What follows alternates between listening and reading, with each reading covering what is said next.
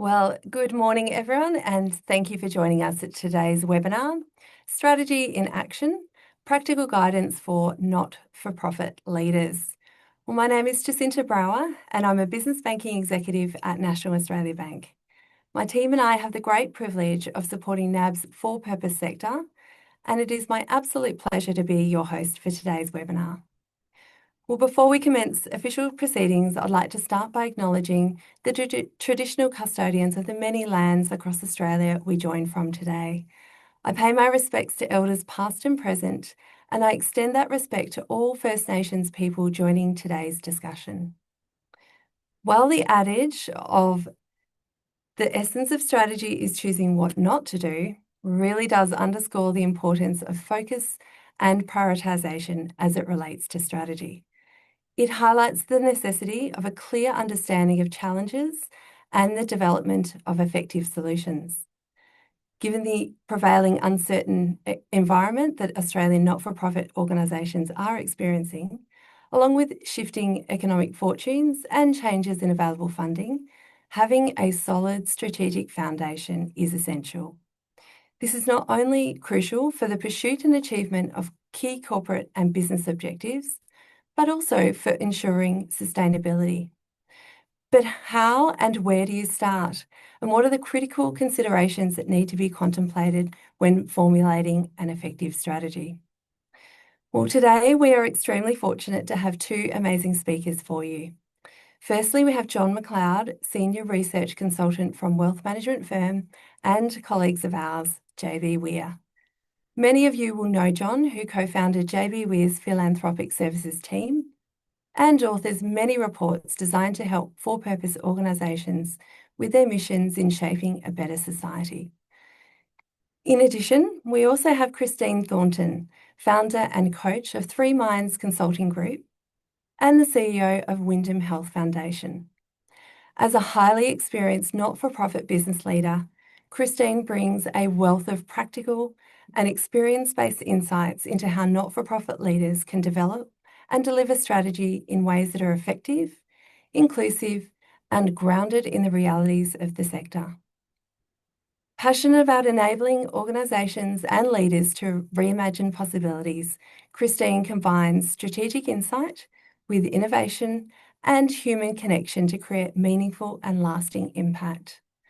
Christine has nearly 20 years' experience as a CEO, director, consultant, and coach, and is well known for driving strategic growth, leading transformational change, and fostering sustainable outcomes. Christine brings deep expertise in strategy, governance, business development, and organisational transformation, along with her credentials in governance, management psychology, and globally recognised coaching programs. Personally, I've seen firsthand the incredible work Christine does for-purpose organisations. Thank you, Christine, for being with us. Well, today's webinar is dedicated to exploring strategy, and we're going to cover a range of topics, including common challenges in strategic planning, developing a strategy that delivers real results, adopting the strategy, including formalising and socialising the commitment, making strategy operational, and realistic timeframes and lessons from the field. As always, we encourage you to ask questions of our speakers using the Q&A function on your screen. And without any further ado, it is my great pleasure to welcome John and Christine to lead today's discussion. Thank you very much, Jacinta. You mentioned some of the research that we do. I have the pleasure of doing a lot of big picture views as to where the sector is and where it's heading. And we do see that there's a very strong growth in the sector, both in terms of numbers, the proportion of the workforce. Over 10% of our workforce is in the sector. A lot of income and expenses through the sector. So we have over 200 billion of income running through the sector as well. And it creates much of the social impact that we enjoy in Australia. But I do feel there's a bit of a disconnect between society and the sector. And I think that's growing in some areas. And we see that in terms of the proportion of people donating. And often there can be a bit of a disconnect between charities within the same cause area, a very large number of them in similar sorts of areas.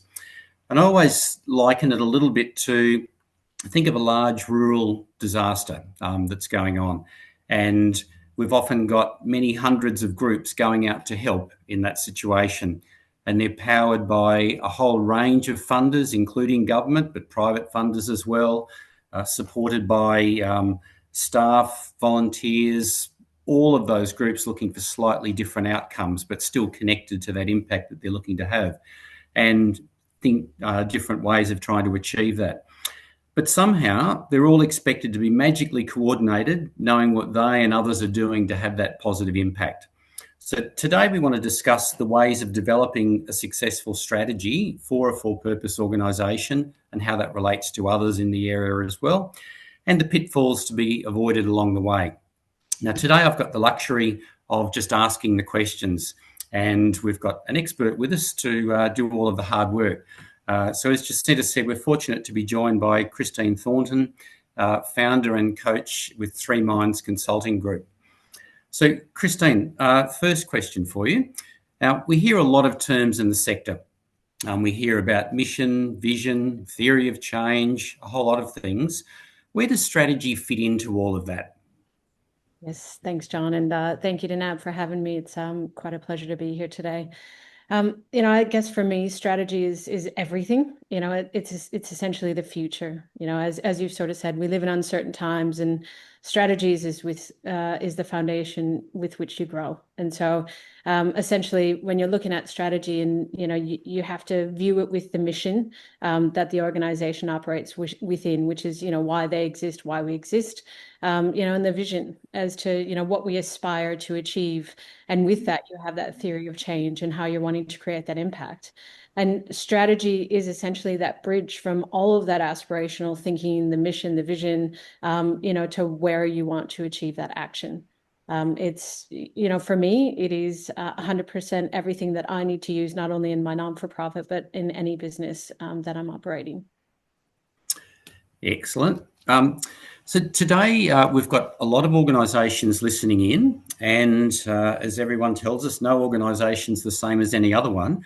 So a wide variety of causes, things from international aid to arts to everything in between. And a lot of them with very different scales of operation as well. So some of them that are essentially volunteer-led, some of them with many hundreds of staff and many hundreds of millions of income. Are the issues that we're going to discuss relevant to all of the situations there, or how might they be different? How do we think about that?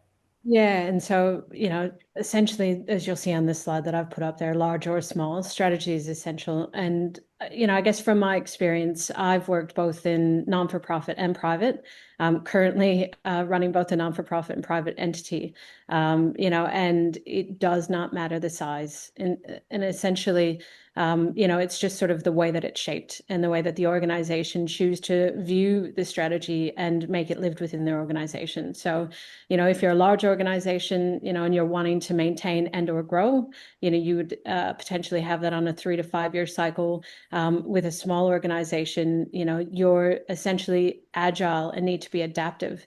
And so you would have a 12 to 36 month cycle in your strategy.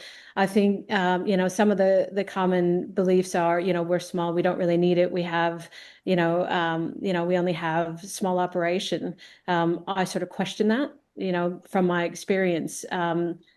Every organization starts small, and, essentially the ones that actually adopt that strategy or even the strategic future thinking are the ones that, generally are, going into the larger, the medium size.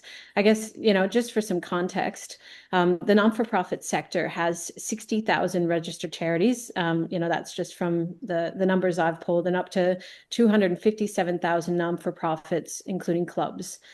So non-for-profits contribute about $222 billion worth of revenue and employ about 1.47 million people. So that's 10% of the workforce.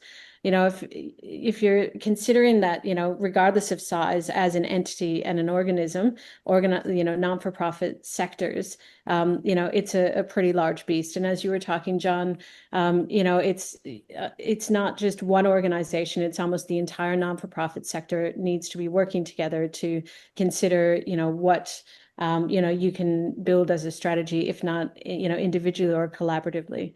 And I think, another thing to pay attention to in regards to, the size or entity itself, regardless of whether you're large or small, you are heavily reliant on different levels of funding. So, as a large organization, you're at least 50% reliant on federal and state, small as well. And without a strategy in place for either of those, it's going to make it extremely difficult, one, to obtain and maintain your funding. As some of the differences in regards to the client group, while larger have the broader client group, smaller might have more highly localized client group.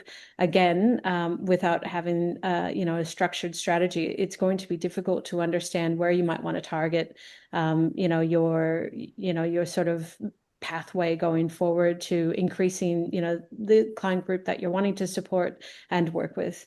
When looking at partnerships, there is high potential for multi-stakeholder collaborations in large organizations, which definitely needs to have that mapping. But when you're looking at a smaller organization and looking at the local partnerships, without having an understanding of where you're wanting to go, it can become extremely reactive, and your partnerships can sort of stay in the one localized entity, meaning then you kind of only stay within that small, I guess, size and space.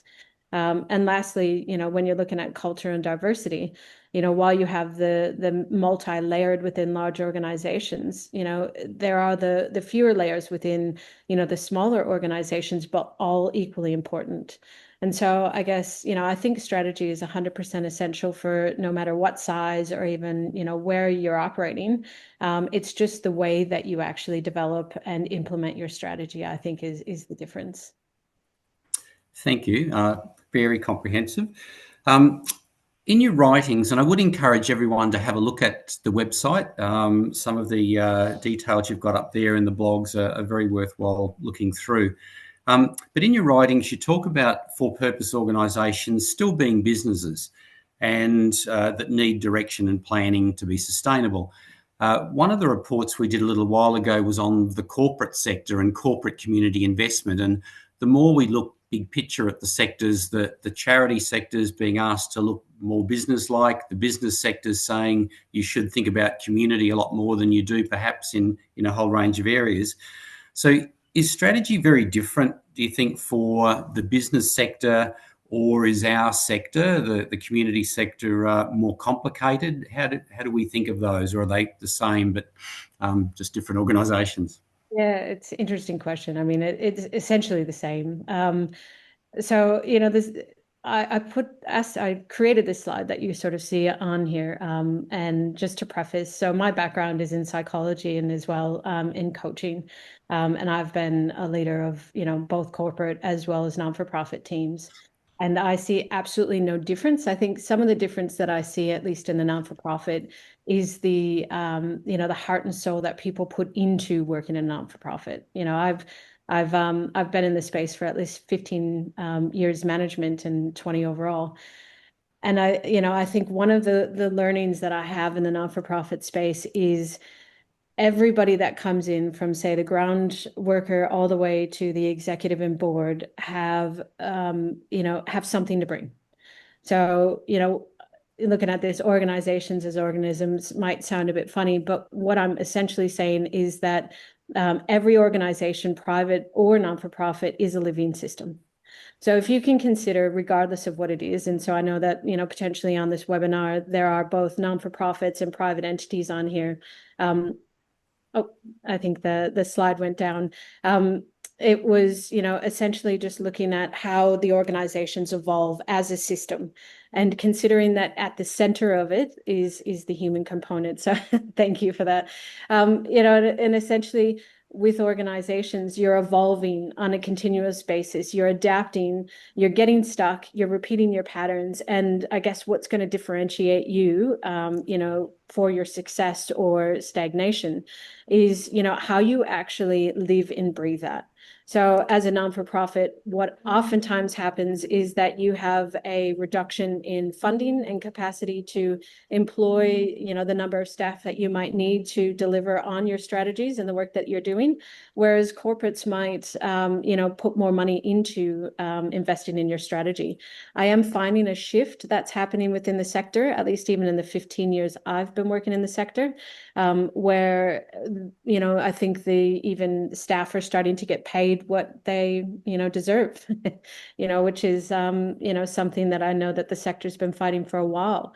And, with that means that you might actually have more money and capacity to employ staff and to support the implementation of your strategy across the organization. So I think the only difference, unfortunately, might be money and capacity in the staffing level, because a lot of non-for-profits, with the bucket of money that they get, they have to determine, are they going to be supporting the people on the ground to ensure that they're, helping the individuals or who they're meant to be supporting, or are they going to be, looking at, investing even more into their strategy. But with that said, I preface the organizations that do, invest in their strategies are the ones that I see are actually growing, evolving, and, excelling. They're not the ones that are stagnating or declining, because they actually see the importance in recognizing the human component and the desire and need to invest in their strategy. Because we are in uncertain times. And unfortunately, when you're dealing with governments and, different levels of funding, I would recommend probably looking at your strategy. Great. Thanks, Christine. Now, we've done a lot of the big scene setting and where this fits in and all that sort of thing. We're going to get into some of the nitty-gritty now. So some of the detail. First obvious question, who does it? Who should be involved in doing the strategy? You just give it to someone in the corner office and then wait for it? Or is it, I suspect, a little more complicated? That would be nice. Just go and get it done. No, actually, everybody. So I have the pleasure of working with quite a few non-for-profits now that I'm working within 3 Minds. It is everybody's job. And that means from the board executive all the way down to, the ones who are getting the work done on the ground. I suppose I say that as in, when doing a strategy, if you're not bringing everybody along on the journey with you, that is where I find strategies generally are not fully adopted. So if at the outset you can generally, I start with the board. I generally have a meeting with the chairman, the chairperson, and the CEO, and we sort of say, okay, where are we at now? Where do we want to be in 5 to 10 years? That sort of sets the direction, and essentially, as anyone in these non-for-profit spaces know, the board sets the culture, the direction, and essentially, are the culture of, how the organization is going to run. Beyond that, then it's bringing the next level in, which is generally the executive, to build out together, the board and the executive, where you would like to see the strategy going, depending on the size, between 12, 3, 5 years, looking forward facing. Once that's sort of set in a stage, I generally, when I'm working with the teams, I meet with the management then, and we say, this is where we're thinking. Are we missing anything? And then beyond that, it's bringing it out to the wider organization. I think without having inclusion and as well allowing everybody to set their ideas, to even have a voice, I think oftentimes I find organizations that are potentially just doing it at either one level or even one sort of layer of the organization and not speaking with another. Those are the strategies that aren't getting adopted. So I suppose my long story short, if you can include everybody along the ride, you'll get a lot of diverse input, which I think is extremely important. If you just have your board and your executive reviewing, or even just the board and or only the executive reviewing where you want to go, you're only getting all the info from that one pocket. But if you open it up to everybody, it means that you have the capacity to even hear things that you never even knew were happening on the ground, or new opportunities. And something I haven't put on here, I also think it's important to reach out to your community, to speak with your partner organizations, to send out even to the community. I've done that with the foundation that I currently run. I did a community survey, and I got some really amazing stuff. And so I think essentially, if you're bringing everybody along in the ride, you're being very open to any suggestions and ideas. But of course, in the end, then it comes back to the executive and board to finalize. But opening it up to a broader space, I think makes it a more diverse and achievable strategy. Now, it was interesting in that you mentioned information and knowledge. So we know who's going to be involved in doing it, and that's everybody, both internal and potentially external as well. But what sort of knowledge do we need to start the process? So what sort of things from internal in the organisation, its history, culture, people, assets, etc., and then to the outside world, because all organisations are dealing with groups that are outside of the organisation. That's what they're there for. So what knowledge, opening the window to the outside world, I think you call it, do we need to get going? Yeah, no, good question. I think I often I do a bit of research. So I say that I'm often brought in as that sort of the consultant to support. Sorry, I think there's a screen coming on. Yeah, I'm brought in. I'm very lucky. I come in as an objective observer and someone who has the chance to sort of keep my pulse on a number of different sectors. But I work under this idea of the ecosystem that a strategy needs to live within. So, it's not just a document that's just sitting there on a shelf. It's shaped by people. And so at the center of it, we have human behavior. And, as I stated before, with my psychological learnings, when I'm doing research and even considering an organization of what we need to know, I often meet with all levels of the organization and just sit and listen and ask them, tell me about, said organization. What have you guys been doing over the last 12 months to 3 years? Where do you want to be in the next 5 to 10 years? What's happening in the sector? How's your funding? What's your relationships like with, whichever government entity that you're dealing with? What are some of the blockages that you're finding? What are some of your fears and worries? And so if I generally have, when I'm working with the organizations, I go in, like 2 or 3 times, and we just sit and we unpack. And for those of, potentially maybe listening who have been working with me, I do these think tank sessions. And we kind of close off in, the boardroom. We get catered in food so that we don't have to leave. And I put all this paper around the walls. I use the whiteboard, and we just say, warts and all, get it out. What's going on? Where are we at? And so when that occurs, you often find there's this massive amount of information and knowledge that these people in the room have that they share. And that they hadn't even shared with their peers, because it's just something that they read and they didn't say. So that sort of sets a grounding then of where we want to look to next. And then you go beyond that and look at the organizational strategy, the systems, the reporting, the priorities and alignment.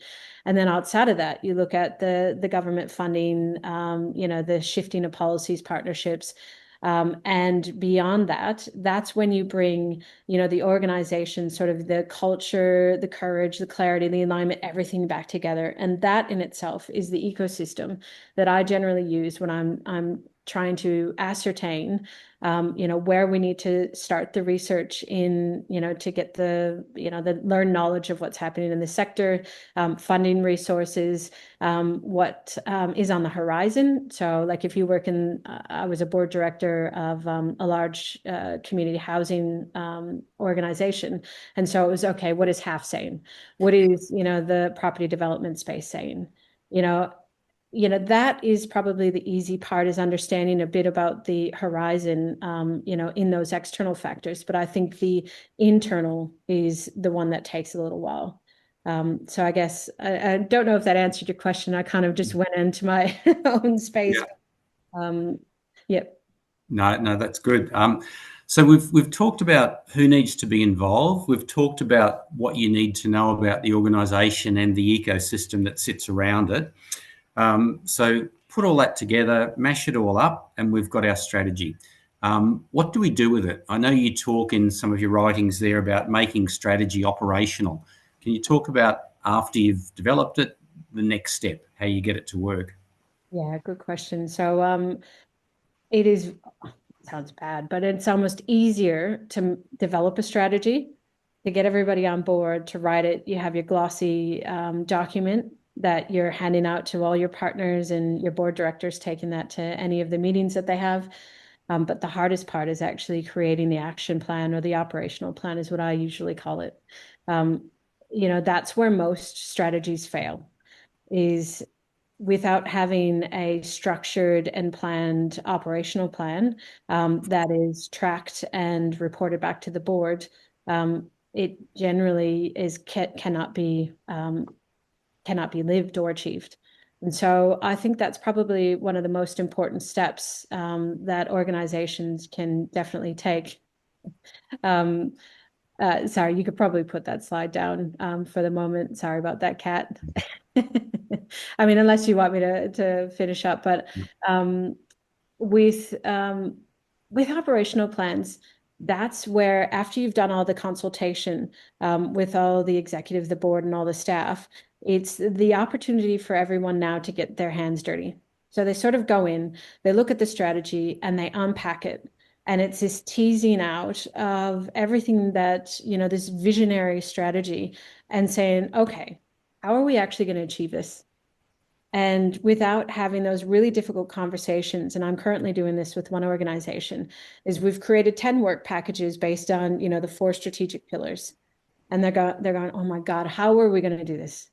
And, I personally think if you can separate it into these small, bite-sized, achievable, sections, and then you sort of, cascade it from there in your own Gantt chart, and you bring your staff and actually allow them to have capacity to add actions and sub-actions, they will then want to own that strategy. They will want to own, even that part of what they're doing, and will be more excited and, have a hunger for hearing, how it's going, and saying, even in their meetings, look, we achieved this, or we did this, we did that. And lastly, sorry, I think you were sort of mentioning about, how it's lived, is making sure that you have it set with KPIs that are reported both up and down. And I think that's also, another area that sometimes gets lost. If you're not actually being held accountable on, not just your own personal KPIs, but organizational or divisional KPIs, that can oftentimes be where organizations just kind of go, oh yeah, too hard basket. We'll just forget about it. You've heard it, for the last 12 months, and then you just, keep going on with day-to-day business. And that sort of links into the next question. You partly answered that, but so the question was, how often do we adjust our strategy, and how do we know it's working? So you talked a little bit there about the KPIs and all of that.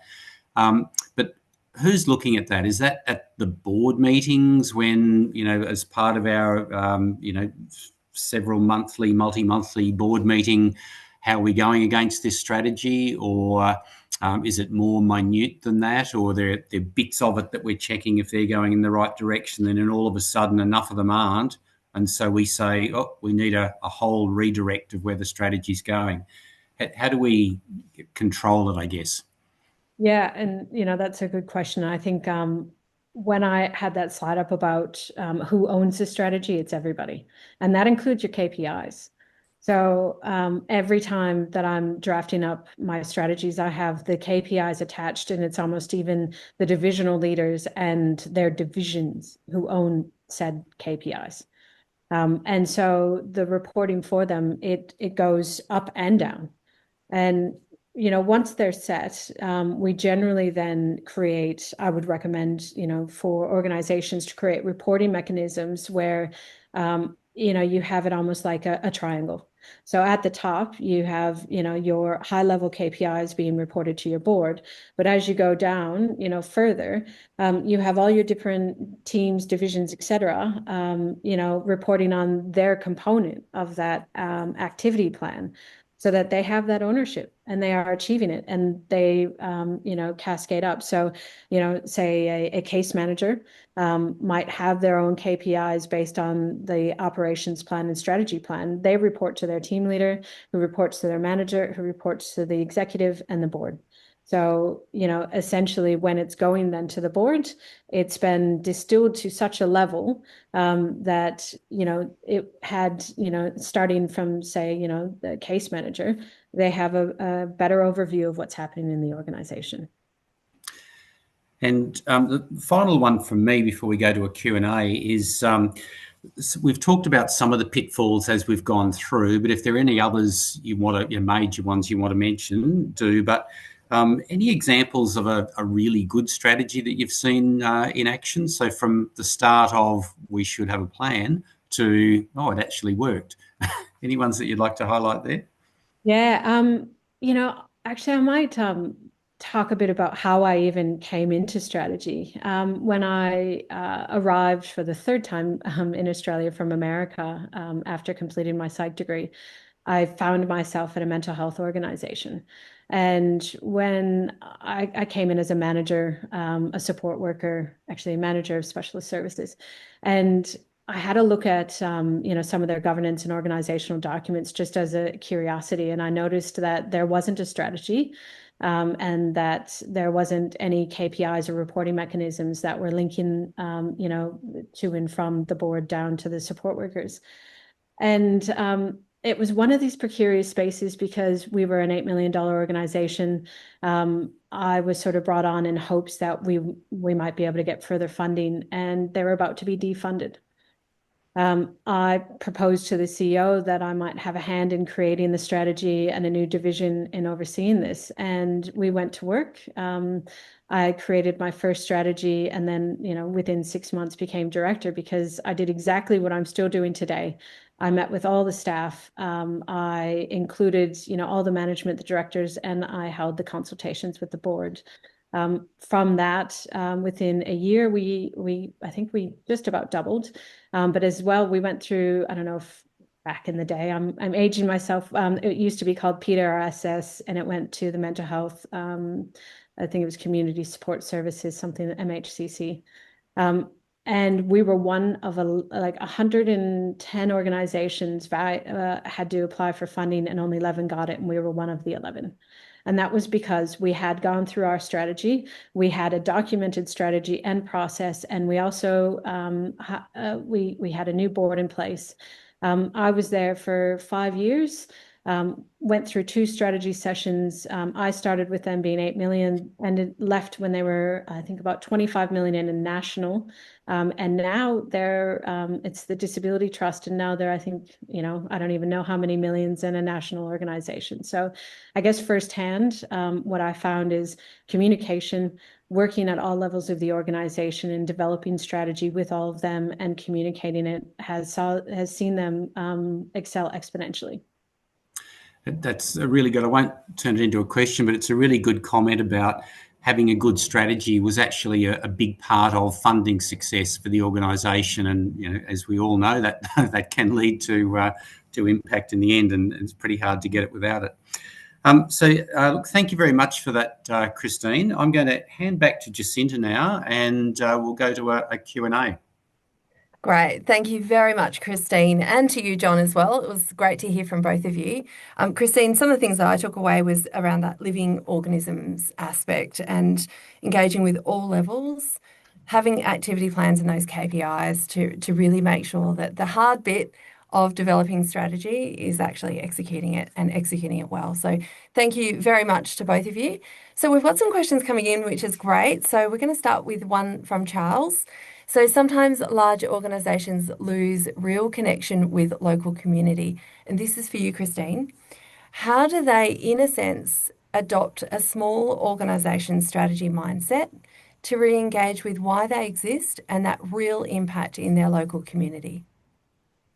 Yeah, I think that's a really good question. Thank you, Charles. I think from my experience, so the community development organization that I worked for, um, that I was a board member for, became quite large and international.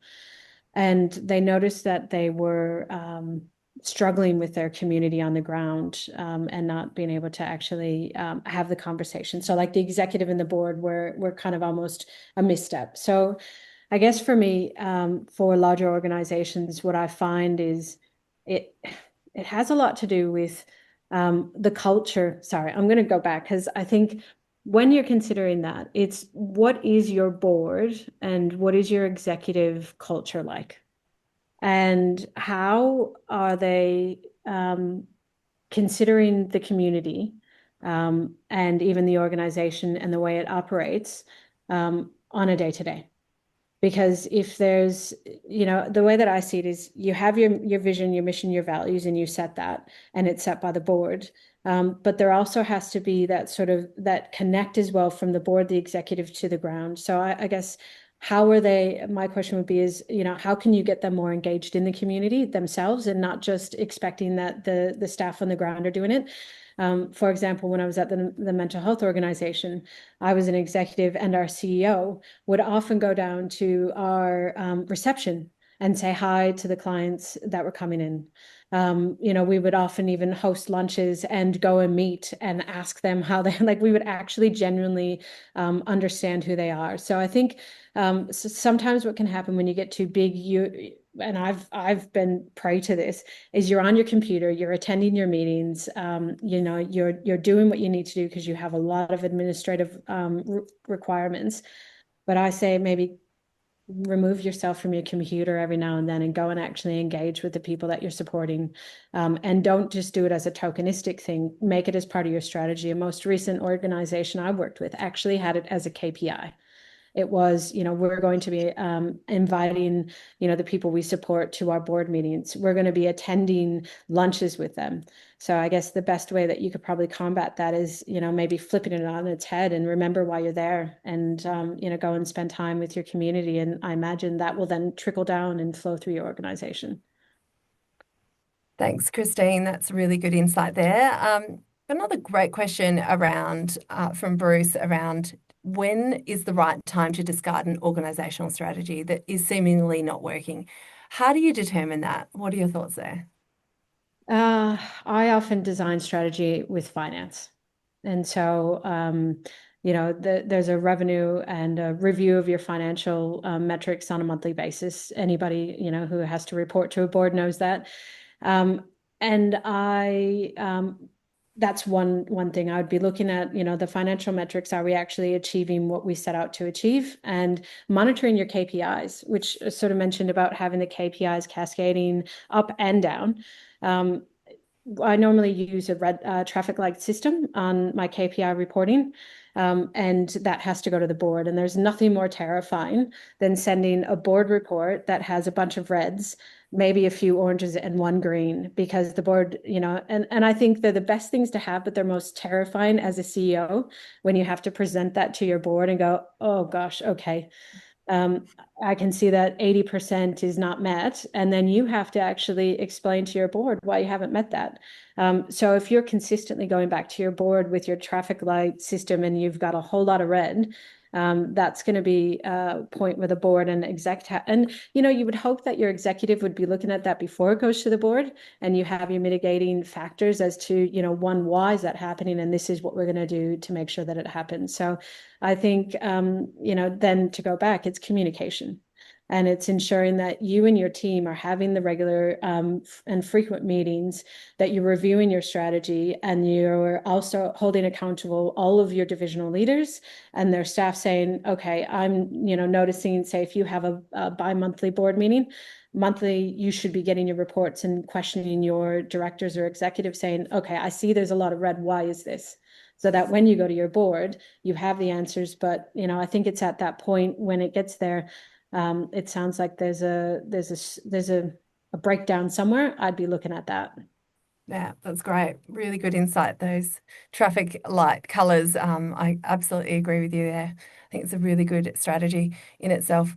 John, I might go to you. How we just spoke about the financial side of things. How does a good strategy assist in a very important topic for all not-for-profits, which is fundraising? Look, I think it depends who you're talking to, and I always break up fundraising into different categories. So, for those who are really looking for impact rather than a motive in their giving, and I guess I'd be including higher net worths and government as the two prime ones for that. They're really wanting to put money in to get impact to achieve success, and so I think without strategy there, you're just not going to get money from them. And so I think it's critical to have that. And so yeah, it really is part of your pitch to be getting money. This is what we're going to do with it. And I'm actually going to turn your question into a question for Christine here. Sorry to take over. Just on that one, Christine, of the funders, can you say anything about the dangers of funders, whether they be government or large donors, wanting to alter an organisation's strategy without really knowing as much background, but trying to be too influential in it, and so leads to mission drift and things like that? How do you fight against that? I think it's being true to yourself. I have this from my own mentality of, I have my own values for myself and my own vision. But for an organization, especially non-for-profits, there's with strategy, you often just do a bit of a refresh of your vision, your mission, your values, and you set your strategy. And there's a laborious process that non-for-profits go through when they do that, because it is 100% within their heart and soul of what they do. And I haven't worked with or even met a non-for-profit that isn't passionate about the work that they do. So I find that that's that scarcity mentality of, oh gosh, I'm not going to get the money I need. Oh my, that reactive, we need to get it. So let's shift. I've seen that happen, and I've seen organizations fail in doing that. And unfortunately, I was supporting an organization that happened. So I think it would, when you're operating out of fear, and as organizations operate, because the funding is, it's a scary thing, when you're constantly having to apply for it. When you start drifting from who you are, that starts seeping through when you're speaking with funding bodies. So, I've been successful in funds with Ian Potter, with Gandel, with all of them. And when you meet with them, if, I'm sure people on the call here have met with them, they interview you, and 100% what they want to hear is that you are true and you live your values and your vision and your mission. And, if you start sort of faltering to, I don't know if they would be saying that you need to be changing this or that, then I'd be questioning why. That's that point I think you were talking about, when do you know that a strategy, and it was Charles or someone talked about, how do you know when your strategy isn't working? Well, if someone's asking you to change something, then I'd be going back and go, well, why am I wanting to change? Why do I think it's okay to not follow my vision and mission? So there's something a misstep there. And I often say, well, that's when we probably need to have some difficult conversations internally. I wouldn't be recommending, just changing out of reaction. I'd be recommending having your conversation with your executive and board and staff, because, those things are sort of almost set in stone, as in the way that those non-for-profits operate. Great answer. Thank you very much, Christine. Really good insight there. Angelique's got a great question around, and in agreement with strategy being execution, a really important aspect of it. One of the common pitfalls that is seen is sometimes a lack of commitment and alignment around the leadership team. So more often than not, they'll resort to short-term thinking, firefighting. Strategy execution falls by the wayside. So how do you ensure that the leadership and the board stay committed to strategy? Well, I think it's making sure that you bring them along. I often find it interesting that you can have some board meetings where no leadership team is part of, and then you have some board meetings where it's just the CEO and the board. I mean, look, you can do it either way. But again, as in when I was talking about strategy being both, it being all of the organization's responsibility. I think if you continue to have those conversations with the leadership and bring them into the boardroom, you're going to have a better outcome.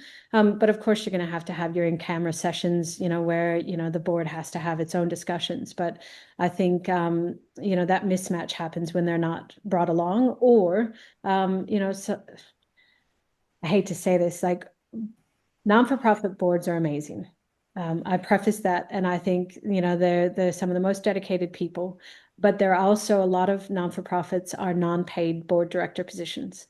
And you have a lot of board directors who are passionate and busy. So how do you get, as well, the board directors attending to all the meetings if they can, or to even having the conversations, sort of trickling down the organization. I think that also helps. And, as a board director, they're brought on because of their skills and expertise. I often say to organizations, what about almost having mentoring? I've been part of some good organizations where I had one of the board directors was my mentor, and we had that cascaded down. So I just think there's a mismatch in communication, inclusion, and, bringing everybody along with you. Yeah, great. Excellent answer. Thank you. Next question from Claire is, sometimes we fall in the trap of strategy needing to be all shiny and new, chasing the next big thing, and yet when it's communicated to staff, they can feel disconnected to their business as usual tasks. How do you suggest straddling strategy as charting necessary organizational growth and innovation? Yeah, I mean, look, it's so much fun when we're like, oh, look at this shiny new thing. I've got the new iPhone. I've got the new whatever. I mean, I fall prey to that. But what I do, like when so I generally come in as an objective observer, and I facilitate the discussions with the directors. And I often say, hey, that's really amazing. Great idea. Why don't we just put that forward a bit? What would that look like in 3 to 5 years' time? What would that look like in 10 years' time? All right, we can, and, as I was talking about the think tank sessions that I have, I generally, I have these papers up, and we have the sandbox, but then we have, these ideal states of where we want to be. I say, okay, let's put that over there. And so you write it down, it's sort of up on the wall and you see it. And then we just keep chatting through, whatever else happens. I think I often see the reactive behavior happening with organizations because they're just, either something's not working and they're saying, okay, well, let's try this. Let's try this. Let's try this, without actually playing it forward and even just doing a mini strategy. So for me, that often works. I say, okay, so, you're saying, let's do this so that we can be a $10 million organization in 3 years' time. All right, well, how would we have to get there? And when you actually have to do the how, and you see, well, okay, oh shoot, we're going to have to employ 3 people. We're going to have to open up a new office in XYZ, and we're going to have to this. And you go, ooh, financially, I don't think we can make that. But what we could do is we could start here, and we can make that part of a longer term vision, and know that in 10 years' time, we'd like to be there, but in 3 years' time, we can achieve this. Excellent. Thank you. There's a really good question from Tahani, and the question's around volunteers and as it relates to KPIs. So in some not-for-profits, they'll have a very large workforce of volunteers. How would you recommend executing strategy, and is it reasonable to set KPIs for volunteers? That's a good question. Great. I would first preface with, before you even attempt to give volunteers KPIs, I'd make sure you have the governance structure in place to do so. Essentially, like my foundation that I work for, we have volunteers, but they're the volunteers that come and help us on our events. But I've also been at an organization that has a really large, I think it was like 400 or 500 volunteers, or, I think maybe 1,000 now. And they had a manager overseeing the volunteer services. They had supervision. They had, a whole practice. And I believe that they did give KPIs out, but it was built in consultation with the volunteer themselves, and the volunteers actually wanted that. They were there to do more than just volunteering at an event. So I think it's definitely based on the organization, its size, and its structure. But I think overall, if you have that governance structure and you have the direct program to support them, I've seen it work. And I guess it's going to be different based on, your type of organization. Yeah, thank you. I might even add to that one, Jacinta. I think I always consider what the next big report I'm going to do, and volunteering sitting right at the top of the list for me. There's been a decline in it for a range of reasons, not just COVID, but it kept on going. And yet, when we look at the value of volunteering, it's worth more than all philanthropy put together. So the sector would fall apart without it. And some organisations more or less reliant than others, but it'd fall apart without it. And so if they're not included in the strategy for most organisations, then you're missing a huge part. Think of all the efforts we put into raising money. We need that them included in the strategy as well. And I guess the insights to the points you made earlier, Christine, that they have about how the organisation's working, they see a lot more than the paid staff in many positions, in many organisations. And so I think they're critical to it in a lot of ways. Fantastic. Thank you. Next question. How do you manage a situation, Christine, where the board is focusing on operational rather than strategic? Oh, it's fun. Look, I find often in smaller organizations that happens, at least from my experience, mainly because when you have a smaller organization, you have probably less staff and smaller funding. I guess the way, I guess it's different to everyone. For me, I think that's really down to your governance process and system and the relationships and culture that's set at the board level. And so I think another thing is as well is the relationship that the board has with the CEO. So if there is, so I guess it's really hard with that one because I think it's based on, the organizations. All I can say from my experience, some of the larger organizations I was a board director on, we 100% believed in our CEO, but what we did is we had committee structure. And so I ran the compliance and risk committee. And with that, I had then the capacity to have the one-on-one with the finance director, the CEO, and the state directors so that I could ask those questions. Then that when we got to the board, I didn't need to get into operations. I think if you're providing your board with enough information, and as well, if you can have, your system set up where they're getting the report and the information where they don't need to be digging for it. A lot of times I've found in those boards, they're not in the operational. And so I guess my question would be is maybe, why are they in the operational? Is there some communication or conversations that need to happen? I often go in and do some group coaching between either the board or the executive or one-on-one with the CEO and the chair to ascertain what is actually happening. And usually there's something. So it's kind of hard to answer, but I think for me, it's more about making sure that you're having the conversations and then maybe having a bit of a reflection on your organization and the way it's operating. And if you want to maybe, do things differently. That's great. Thank you. We might have time for maybe one or two more. Many leaders feel pressure to deliver on a strategy quickly. What are the risks of rushing a strategy, and how can leaders balance pace and patience and create something sustainable? Oh, yeah. No, good question. I think the risks are that in reaction, you might not see the full picture. So, that's why I think strategy is important. It's sort of it's your mind map or your roadmap for the future. And, I generally, when I draft them, I create a Gantt chart and it might look really quite huge. But, with everybody involved, we map out when we anticipate that we're going to meet these sort of objectives. I don't think there's anything wrong with achieving your KPIs early, if something lands, but I think rushing it, I think you fall prey to potentially, going forward with an undercooked idea or plan, or not necessarily having the foresight of what's happening. But with that said, I also think sometimes if you need to make a decision, that's better than making none. It could just be, if you've gone forward with something, okay, that didn't quite work, you can adopt and change. And I think John was mentioning earlier, when do you actually refresh your strategy? like you're constantly, I think, reviewing your strategy. I'd say at least, at least every 6 months, you're getting your strategy back and saying, where are we at? Have we achieved what we need to achieve?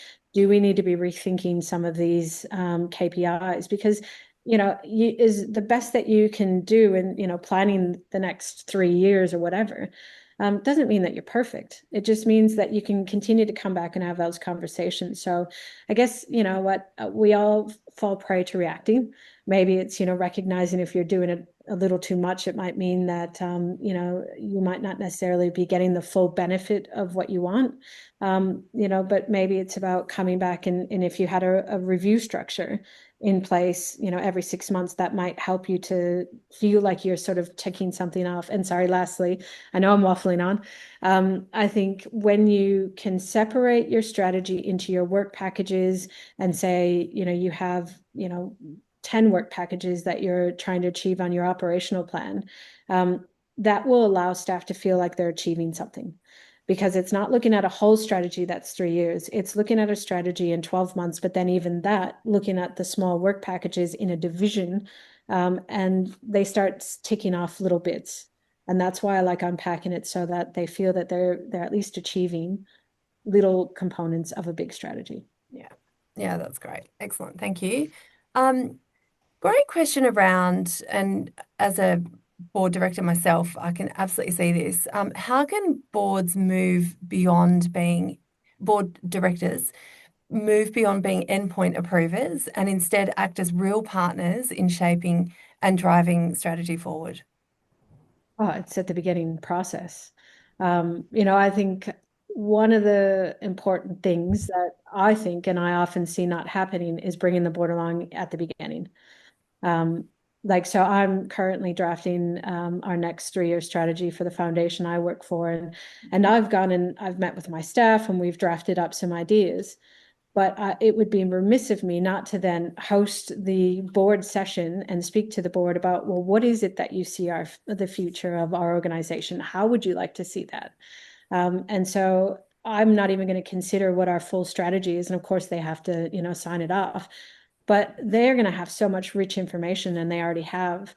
An organization that I just finished their strategy with, I met individually for 45 minutes with each of their board directors, and it was just me and them having the conversation so that there was no influence of anybody else. I didn't report what they said per se to the CEO, just so that they felt that they could say what they needed. But then we created a full report of everybody's input. And in fact, I'd say about maybe 40% of what they said got included in the strategy. And so you include them before they sign off.